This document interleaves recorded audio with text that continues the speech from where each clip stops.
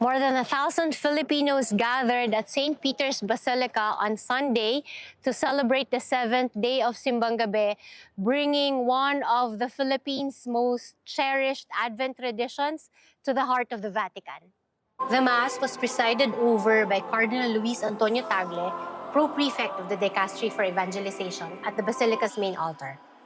It marked the third consecutive year the Simbang Gabi Novena has been celebrated at the Basilica.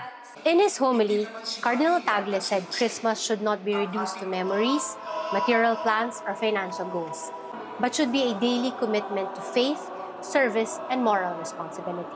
Hindi tayo nilalang para makapiling ang limpak-limpak na pera. Hindi tayo nilalang para makapiling ang pagkarami-raming followers. Hindi tayo nilalang para mag-ipon ng mga kung ano-anong bibilhin. Tapos pagkatapos, hindi ko naman pala kailangan. Para kaninong plano tayo gumigising? Para kaninong plano tayo masigasig? Yan ang tanong ng Pasko. Si Jesus ba talaga? Siya ang plano ng Diyos para sa atin. Emmanuel, ang Diyos kapiling natin.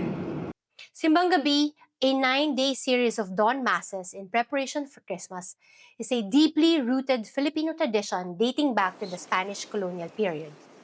For many overseas Filipinos, celebrating it in St. Peter's Basilica carried special meaning. Sa akin po, ang Simbang Gabi ay nararamdaman ko po na ang Panginoon ay buhay na buhay sa akin, at kanyang presensya sa akin at sa aming pamilya.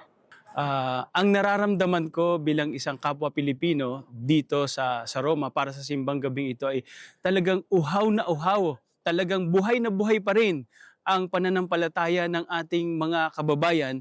At sa akin, ang sabi ni Cardinal nung tinanong niya itong mga kababayan natin doon sa misa, ano ba ang plano natin? Naramdaman ko sa mga kababayan natin na talagang maraming plano sila sa buhay nila, pero hindi nila iniiwanan ang plano ng Diyos para sa kanila.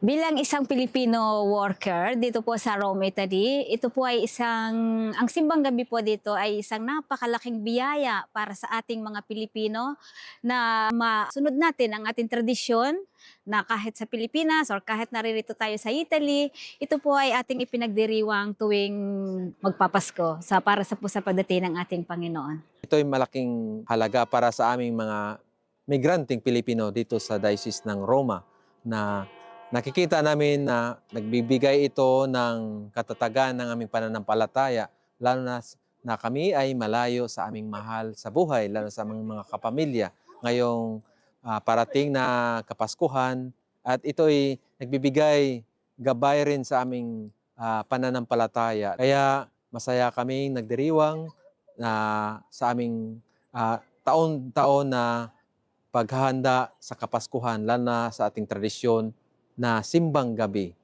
The liturgy featured Filipino hymns and prayers, reflecting the faith and culture of the Philippines within the Universal Church. The celebration was organized by the Centro Filipino Chaplaincy in Rome, drawing clergy, religious, and lay faithful from across the city and nearby communities, including Philippine Ambassador to the Holy See, Myla Grace Macahilig, and the Philippine Ambassador to Italy, Nathaniel Imperial. In 2019, Pope Francis celebrated the first night of the Simbang Gabi at St. Peter's Basilica. Reporting from Vatican City, this is Char Villegas, CBCP News.